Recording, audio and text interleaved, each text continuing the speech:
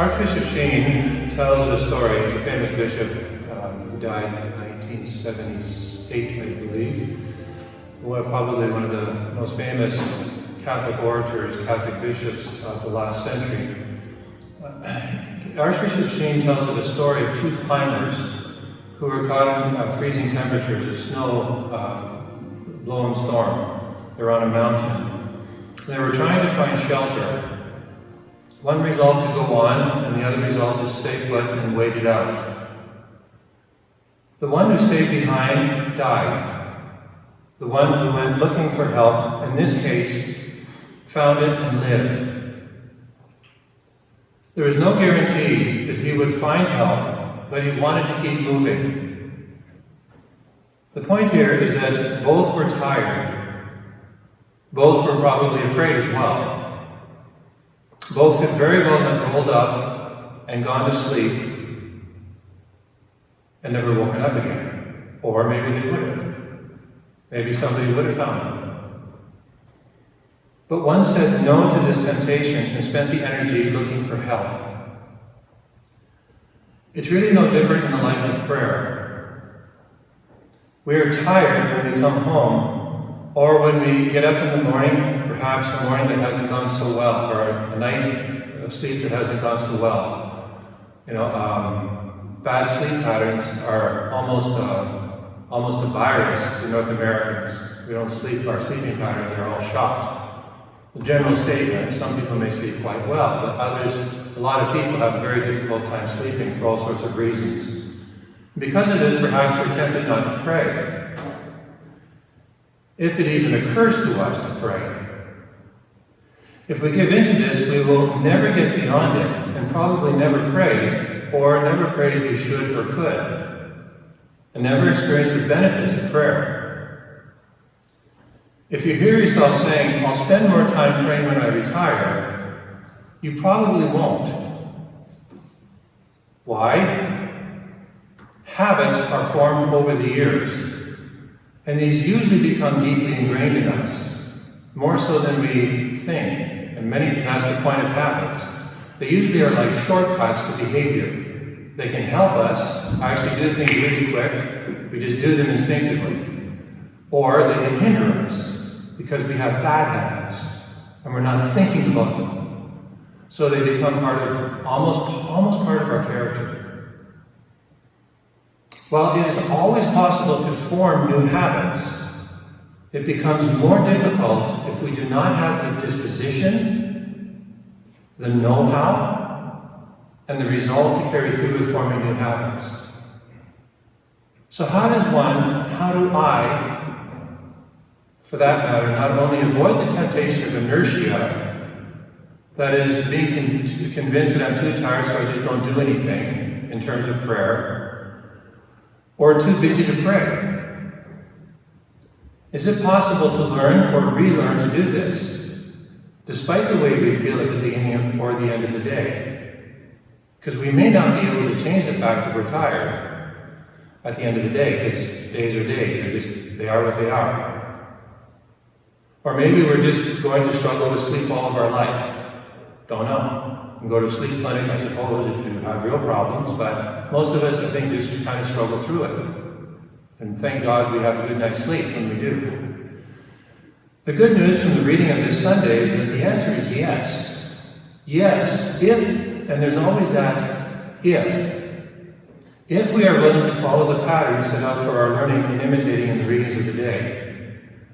Now Moses and Peter Peter wrote books, but he didn't make money off of them. Today people make big money off of books that are really good if they are good about habit change. But we have the pattern right here in first reading the Gospel. Look at Elijah.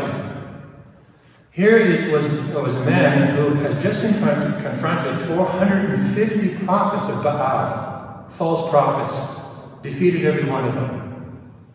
The queen, who was truly wicked, Jezebel, sent soldiers to kill Elijah.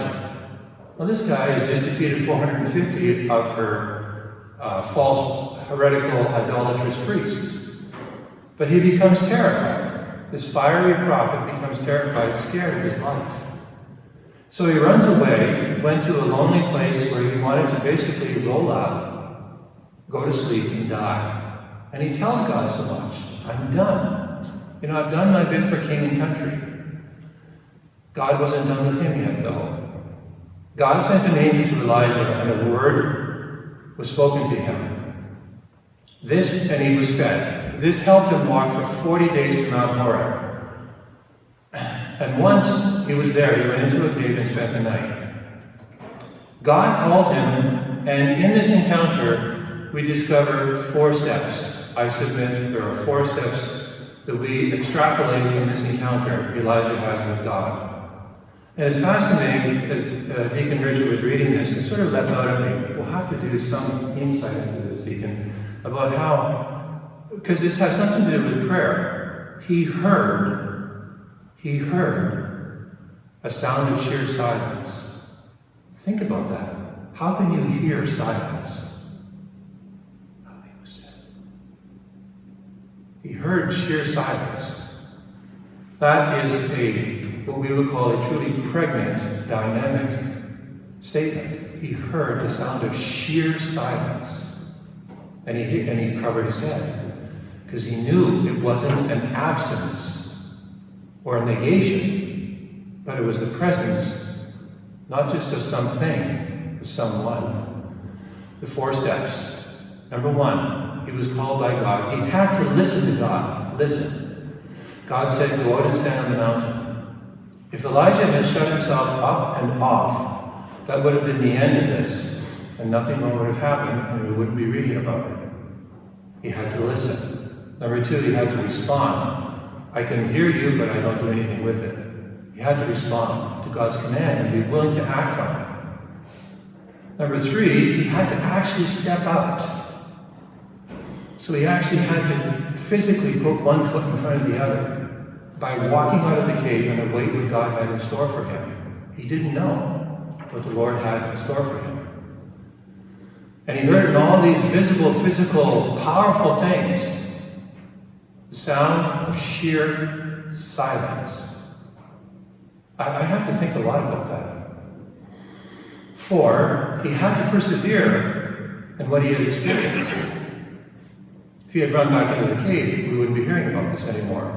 He had to persevere in the experience he had, or this encounter he had. In other words, he had to do something with it and keep going from day to day. These 4 steps we see again in the gospel where Jesus encounters the disciples. And it is Peter who becomes the focus of attention, almost despite himself. Because Peter he loved Jesus, and it was like, boom, he had to be the first one. Remember, on the shore of Tiberias, the end of John's Gospel, Peter just jumps out, and he's the first one to jump out again. Hauls the fishings out onto the shore. Peter is the one who says, Lord, even if everybody denies you, I'll die with you. He's got to be the first one to say it. I don't think to be showy. He's just impetuous, and he loves Jesus a whole lot. He just has to take stock of his own fragility, and he'll learn that in his relationship with the Lord. So in the Gospel, we see this basic pattern, the same basic pattern in the life of Peter. The Gospel we have just read recounts that Jesus was spending the night in prayer.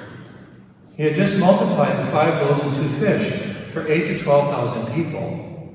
The apostles went ahead of him and were several miles from shore, and the storm was in full swing. And these were experienced fishermen, or at least some of them were. So they knew how to deal with this, so it must have been really bad. Jesus walks towards them, and they are understandably terrified as they think he, or it, is a ghost. Jesus reassures the apostles by letting them know who it is. Ego eimi is the Greek word, ego eimi, which means, he didn't say, don't worry, hey, it's me. He said, I am. Exodus 3:15, God speaks to Moses, what's your name? I am. That's what he says, I am. He doesn't say, hey, don't worry, it's me. I am. Immediately, this reassures them, because his word effects a change in people who are disposed. It's not just inspiring words, it's transformative. Peter says, if it's you, then bid me come across the water. We know what happens. Jesus bids him to do just this. Now again, just as with Elijah, there's 4 steps involved here. Peter actually had to listen to Jesus' words. We can ask Jesus, I want to pray. And Jesus says, okay, I'll teach you to pray. But we don't do anything with it. He had to listen. He had to respond to what the Lord said to him. If he didn't respond, we wouldn't be reading any of this. It wouldn't have been written. Then Peter actually had to step out of the boat. No one can tell me on the face of this earth that that wasn't a little intimidating. Because he was stepping into the unknown. He sees the water. Jesus says, come. You still got to step out. The waters are, Jesus is probably not even getting wet. I'm thinking anyways. But he's got to step out of the boat. It's an enormous act of faith. And 3, 4, he has to persevere. He actually had to walk toward Jesus. And by doing so, he experienced the power of his word. After a long day's work, and after a night's sleep which perhaps has not gone so well, it can be very tempting to either come home and just do the minimum. Perhaps deal with the kids, eat, and then plunk yourself in front of the TV or the computer. Many times that's where problems occur. I know. Huh? Confession. I know.